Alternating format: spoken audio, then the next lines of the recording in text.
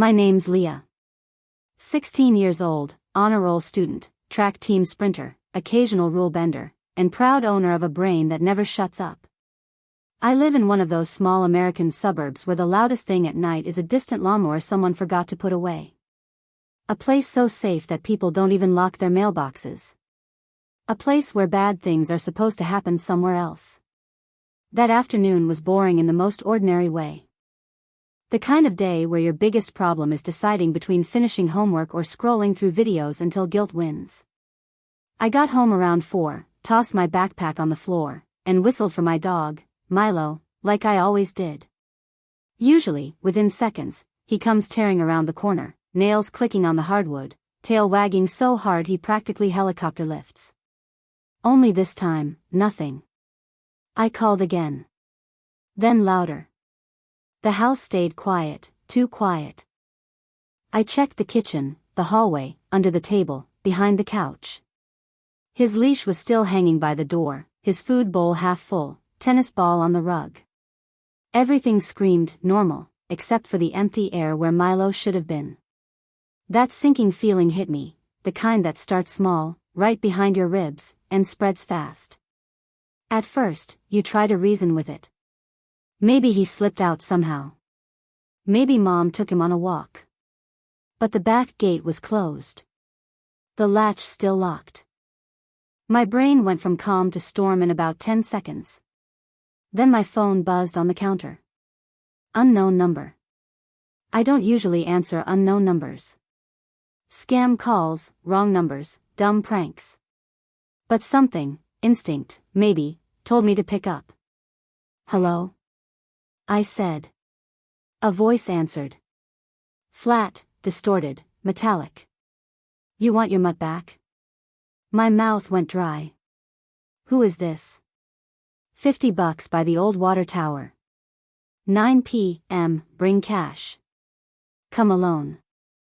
For a second, I just stood there, heart beating so loud I could hear it. $50. Not 500. Not a ransom number you hear in movies. Just, 50. Put Milo on, I said. Rustling. Then, faint, a short whine, his whine. Milo's. I froze. You better not hurt him. You got the rules. You talk to anyone? We ghost. And maybe your dog goes bye-bye. Click. The call ended. I stared at my phone screen, the reflection of my face in the black glass. My hands were shaking. $50. That wasn't desperation, that was stupidity. It felt too childish, too petty to be serious. But Milo was gone. And I heard him. That was enough to turn fear into focus. That's when the switch flipped in my head. The panic didn't vanish, it just got filed under deal with later. I grabbed a sticky note, wrote 3 words, find. Learn. Outsmart. Then I opened my laptop. Most people, when they get scared, freeze. Me? I research. First, I replayed the call. Cheap distortion app, obvious. But under the robotic hiss, there were layers. Wind noise, rhythmic metal clacks, and something distant that sounded like a horn. I replayed it again. Clack clack, pause, clack clack. 2 sets of train tracks. That narrowed things down. My town only had 2 rail lines, the freight spur by the old canning warehouse, and the commuter track that passes behind the water tower. So the call was made outdoors, near one of those. Probably the tower. My pulse sped up. They'd mentioned it for a reason. I pulled up Google Maps, zoomed in, dropped a pin. Then opened a weather site, checked wind direction, west at 7 miles per hour. The hiss I heard matched that perfectly if they were standing east of the tower. I triangulated the sound in my head like some small-town Sherlock.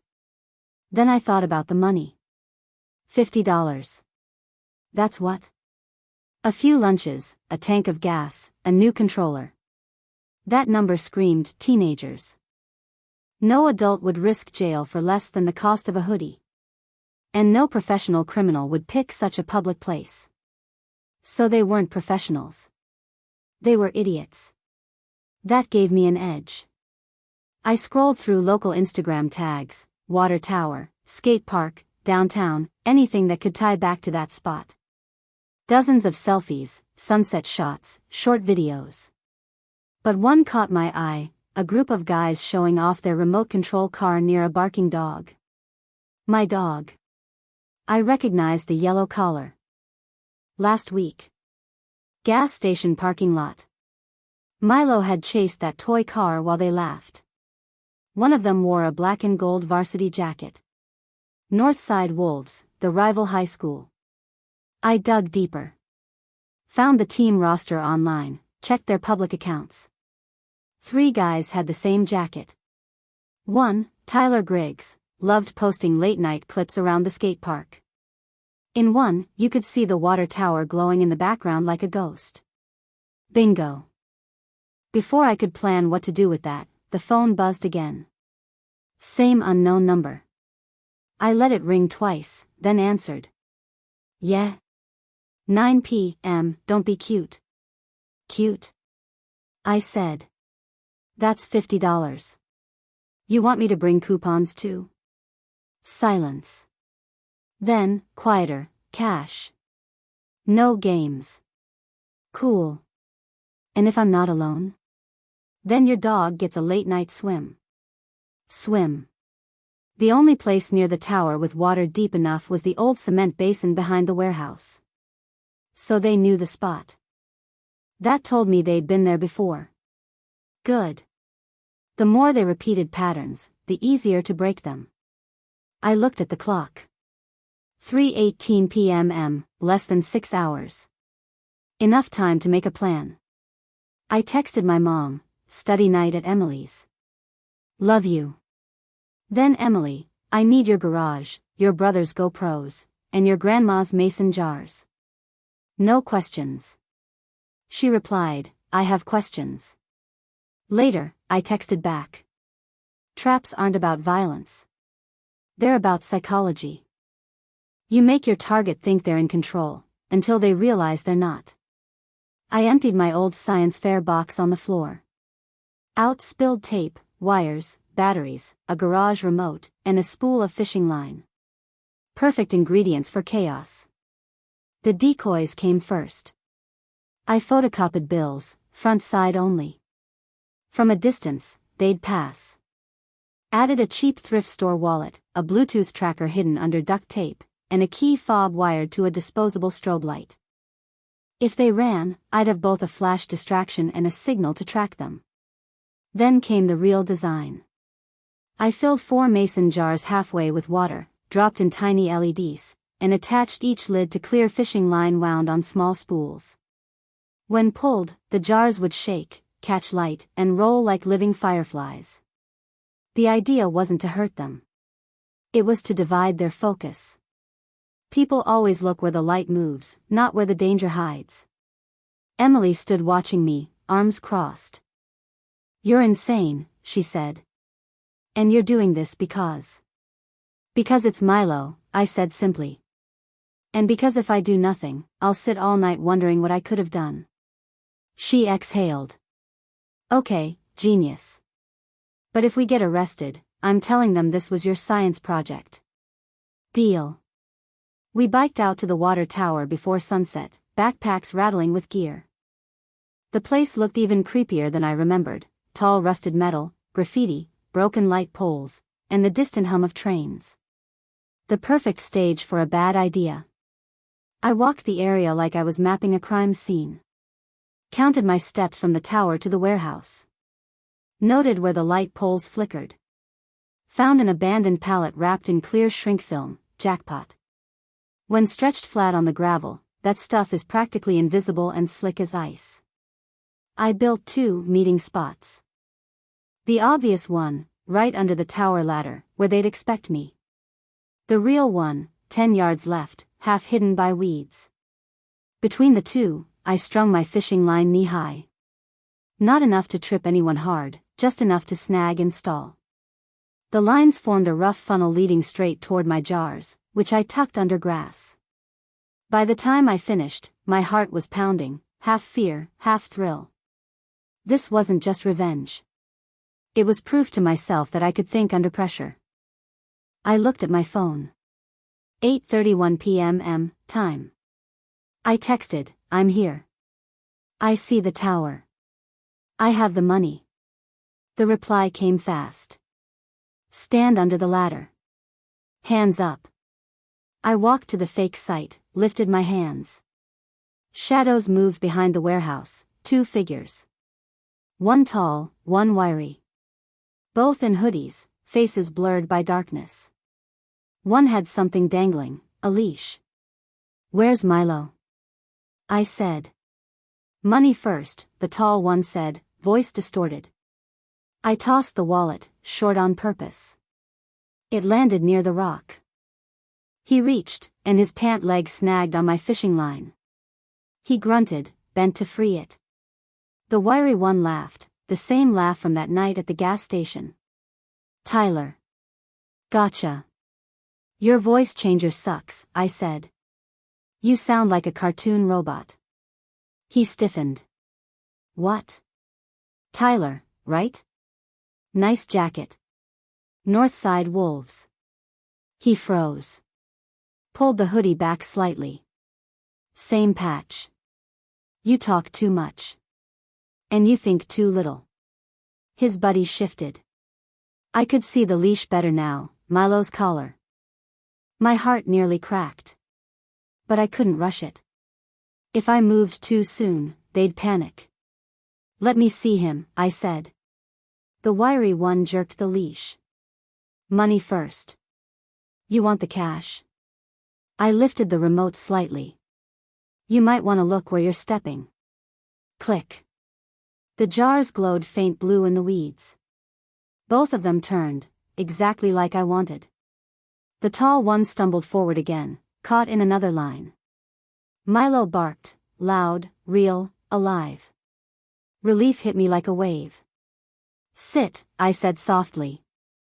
Milo dropped instantly, leash slack. "Perfect boy."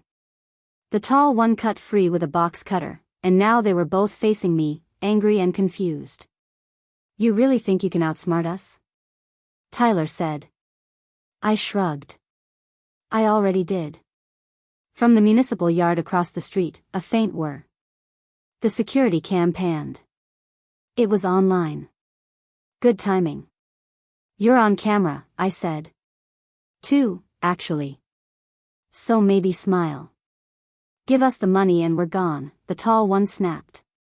"Sure," I said. "But careful where you step." They looked at each other, that tiny hesitation predators get when they realize the prey isn't panicking. Then, faintly, far off, sirens. They twitched. I held up the remote again. Last chance. There's a moment right before people do something reckless when their eyes go flat. It's like a light switch gets flipped and they stop calculating. The tall one hit that point first. He lunged, arms wide like he could scoop me up with pure momentum.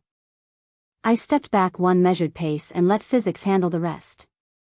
His sneaker slid across the clear shrink wrap stretched over gravel, and the sound it made was sharp and wrong. His legs scattered out from under him and he windmilled, dragging the wiry one sideward by the sleeve. They hated that I didn't run. Fear wants you to sprint. I did the opposite. I kept talking. $50 is a weird ransom, I said. It sounds like a group chat dare. Shut up, the wiry one said. He tried to square his shoulders like in a locker room mirror. Throw the wallet. I tossed it not to him but to the space between us. He stepped forward. The monofilament whispered tight over his shin. He didn't see it. He jerked, the jars tugged, and a small circle of blue light rolled across the weeds. He kicked a jar because that's what you do when you're frustrated and trying to look confident. It cracked, water kissed the gravel, and his next step squeaked like a grocery store floor. Little humiliations are louder than big threats. I called to Milo in the steady voice we'd practiced at home. He moved toward me, tail low, eyes on my face, trusting the route more than the noise. I slid the leash loop up with my foot and caught it one-handed. The tall one noticed the shift in control and pulled a box cutter. Nothing cinematic. Just a sliver of blade, oily in the tower light. I lifted my phone, tilted the lens. Box cutter at the water tower, I said clearly. And 2 faces poorly hidden by discount hoodies. Timestamp 9:01 p.m. The wiry one whipped his head toward the street. The sirens were still distant, but they were real. You could feel the vibration in your ribs if you paid attention. He looked at his friend, then at me, then at the wallet on the ground. "We can keep this easy," he said. "We already did," I said. "Drop the blade, step back, and you get your 50. He snorted. "We're not scared of you." "Obviously," I said. "You kidnapped a dog for lunch money." He hated that. People can handle being called dangerous. They can't handle being called ordinary. He tossed the box cutter like it burned him. I tossed the wallet. He pounced, flipped it open, saw the photocopy edges, and his face locked up like a frozen video. "Movie prop bills," I said. "Welcome to the educational part of the evening." The tall one charged as if humiliation had a spring. I moved left, the line bit his shin again, and I yanked it tight so the jars snapped like little comets. His balance went weird. He swore like it was the line's fault for existing. "Now," I said, not loud, not dramatic, just timed. From the municipal yard, a voice called out with authority that doesn't ask for permission. "Police. Hands where we can see them." Both boys froze because most people do when someone says police and means it. I didn't waste the pause. I slid backward with Milo, keeping my body between him and the boys, keeping my hands visible, keeping my spine tall. Predators study posture even when they don't know they're doing it. Light splashed the lot, not the frantic flash of a chase but the firm blue-red wash of a scene getting recorded from multiple angles. The officers came in off the side street, doors opening in quiet sync. No screeching brakes. No action movie. Just a system designed to reduce chances for improvisation. "Hands up," an officer said again, "closer now." No sudden moves. The tall one's chin trembled with the kind of adrenaline that thinks it's anger. The wiry one glanced at the box cutter on the ground like it might erase its own existence if he looked hard enough. I could almost hear his internal argument, all teenage logic and pride. But sirens compress options. Pride rarely survives paperwork. "Back away from the girl," the officer said. They did, more from social pressure than obedience. The street felt bigger. Milo's ear flicked. I murmured "good boy" under my breath and his breathing slowed. Another squad car eased in, blocking the narrow exit lane between the warehouse and the cracked chain-link fence. The shorter officer parked at an angle I have only seen in training videos and Thanksgiving traffic. He lifted his flashlight just enough to control the scene without turning it into a show. "Who called this in?" the older officer asked. "I did," I said. "Anonymous tip earlier. Fireworks by the tower." "You're welcome." He gave me a look that said both "you're a handful" and "we are now very awake." "Step this way with the dog," he said, voice steady but firm. I moved as directed. The boys didn't move until the officers told them again, and then they did everything in awkward mirror image, like choreography they didn't rehearse. The wiry one tried to reassert narrative. "This was a prank," he said, chin high. "We weren't gonna hurt the dog." "You bribe him with treats for 3 days," I said. "That's not a prank. That's a plan." "Hands on your head," the officer said. He obeyed, but with that knee-bend swagger boys practice in hallways. While another officer zip-tied the tall one's wrists, I felt a wave of anger that surprised me. Not the clean kind that shows up when someone insults you. The old, dirty kind that shows up when someone plays with something you love so they can feel tall. I swallowed it because anger is louder than thinking. I needed thinking. The shorter officer watched me watching them. "You're okay," he said. It wasn't a question.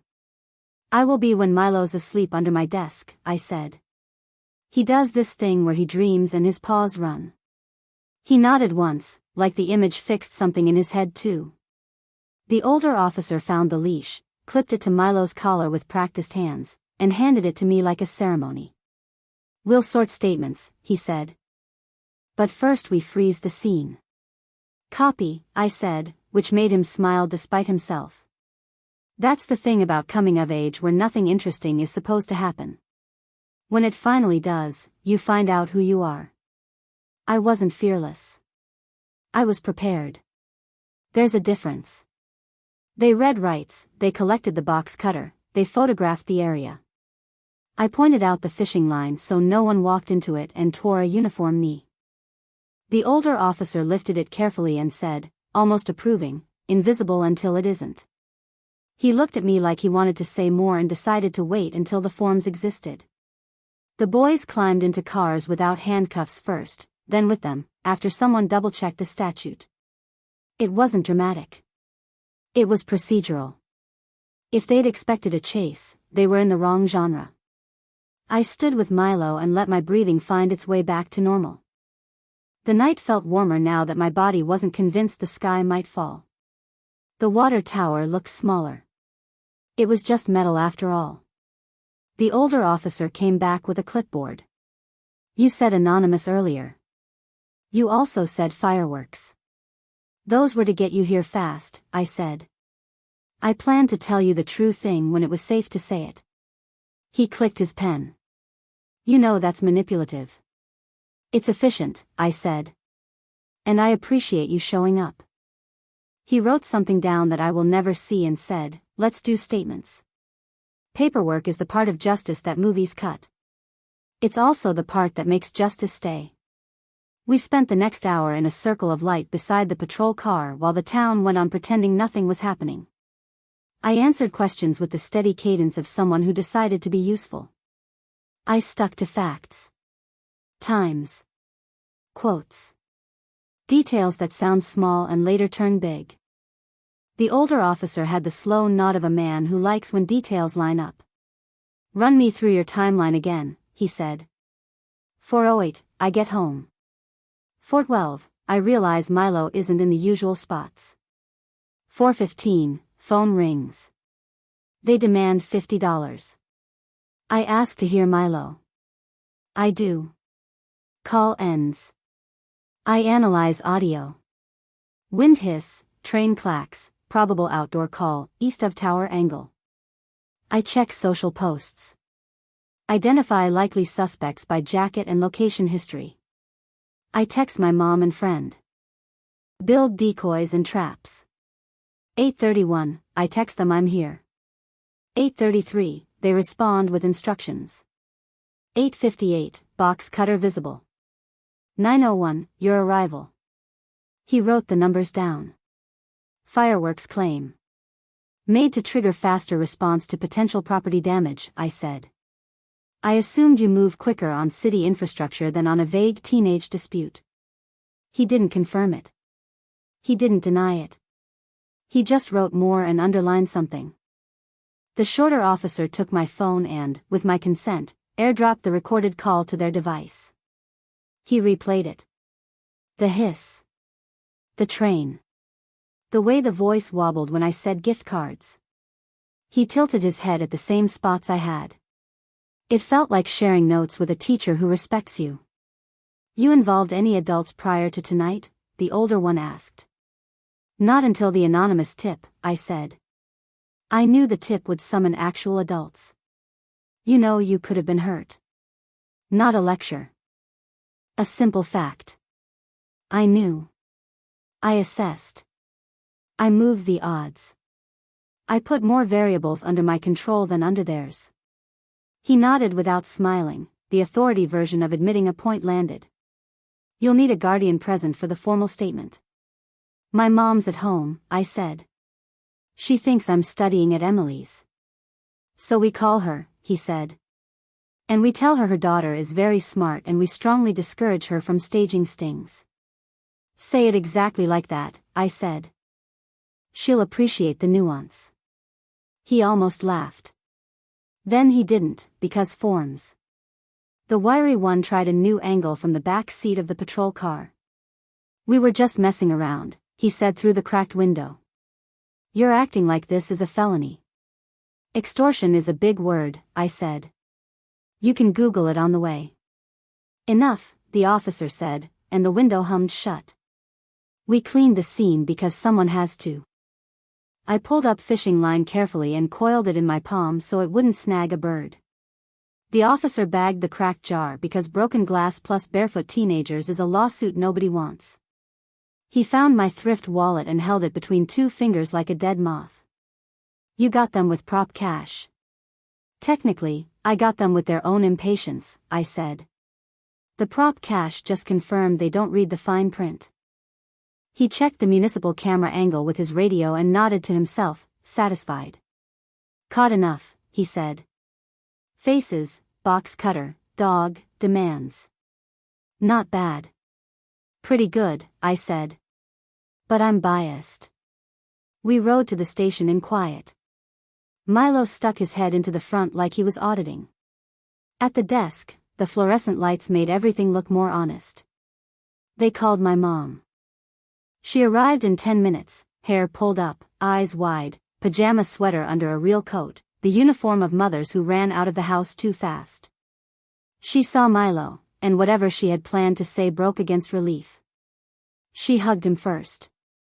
Then me. Then both of us at once like she could fuse us. What happened? She asked. It's a long story, I said. With a short ending. We gave the long version anyway.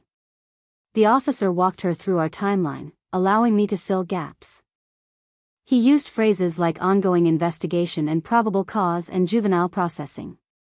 He used my name in full, which made me feel accountable in a way nicknames never do. Mom listened without interrupting, which is something she only does when she's trying not to cry or yell. When it ended, she turned to me. You're grounded, she said. We'll calibrate the scope later. That's fair, I said. I'll brief in the morning. The older officer's mouth twitched like he wasn't supposed to respect that exchange but did anyway. He slid a paper toward me. Sign here, he said. Your statement. I read it. I corrected a time stamp because I'm me. I signed. He initialed. Paper made it real. They logged the Bluetooth tracker because evidence is fussy and future me would want it to be. They asked about the GoPro, and I gave them the SD card like it was a ceremonial offering. The officer labeled it with handwriting that looked like it had arrested people before. On the drive home, Mom kept one hand on the wheel and one on Milo's back like she could steer both of us. The streetlights made stripes across the windshield. The town was the same town it had been that morning, which felt rude. I watched the water tower drift behind us in the mirror. It was just a building. Monsters never live in towers. They live in boredom and bad decisions and group chats no one screenshots at the right time. You scared me, Mom said finally. I scared me too, I said. But I was more scared of doing nothing.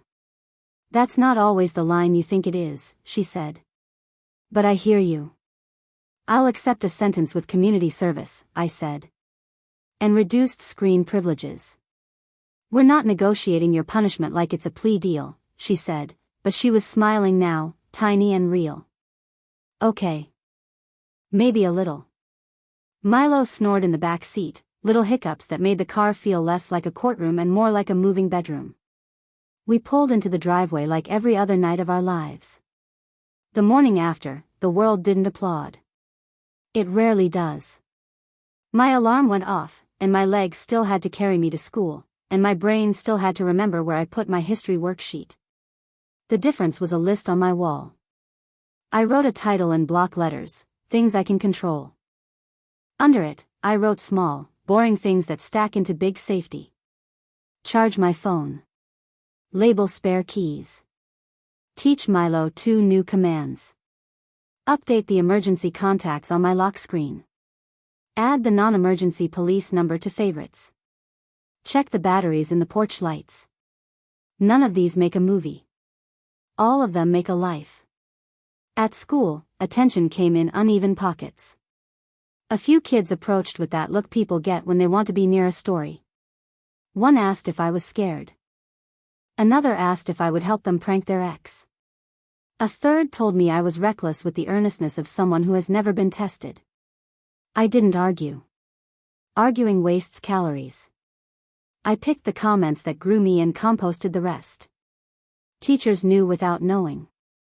They softened deadlines not because I asked but because administrative emails arrived before gossip. In bio, my lab partner slid me a note that said you're a menace and a saint.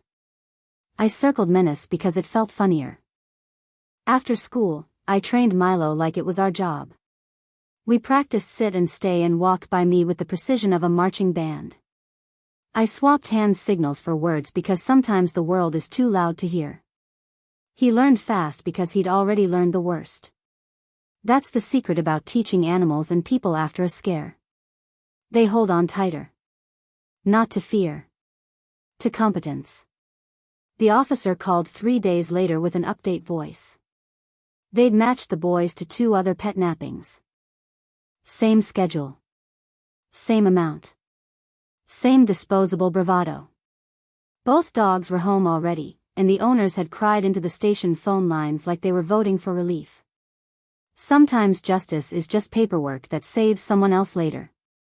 Good instincts, he said. Next time, call us sooner. I will, I said, and meant it. The lesson wasn't that I could do everything. It was that I didn't have to.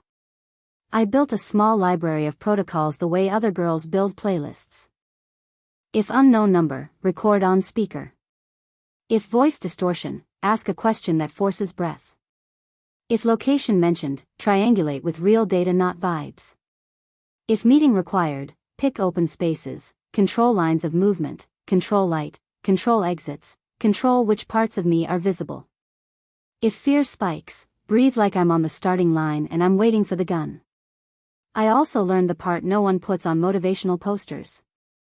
Intelligence doesn't cancel fear. It organizes it.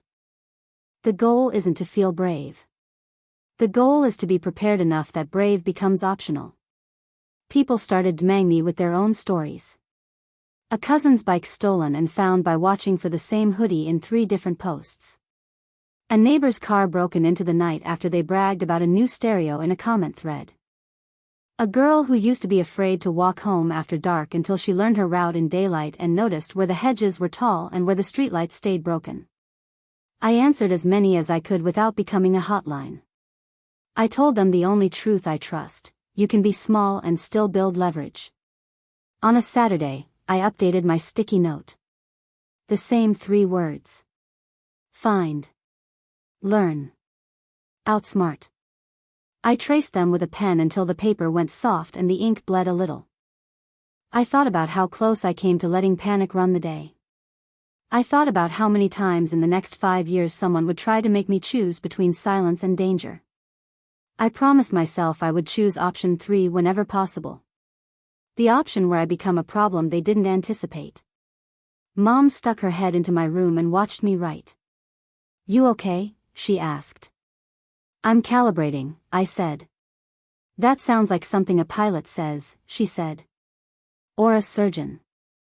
"Or a girl with a dog," I said.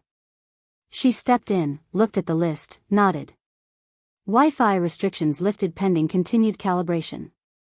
"I accept these terms," I said. With gratitude. That night, Milo slept curled against my sneakers like he was holding them in place.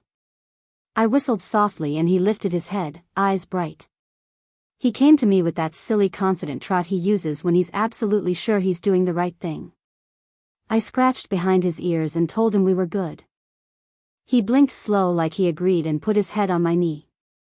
I tell myself this when the world gets loud. You are allowed to be scared and smart at the same time. You are allowed to ask for help and still be the architect of your safety. You are allowed to be underestimated exactly once. After that, you become a pattern breaker. That's my map now. Not perfect. Not pretty. But mine. And if you're listening because you needed someone to hand you a blueprint, This is the part worth stealing. Write your list. Build your exits. Learn your town. Practice your voice until it doesn't shake even when your hands do. Then live like the life you want is possible on a Tuesday in a suburb where nothing interesting is supposed to happen. Because that's where it usually is. And if the phone ever rings with an unknown number and a voice that tries to make your love small enough to price at $50, remember the one thing they never planned for. You.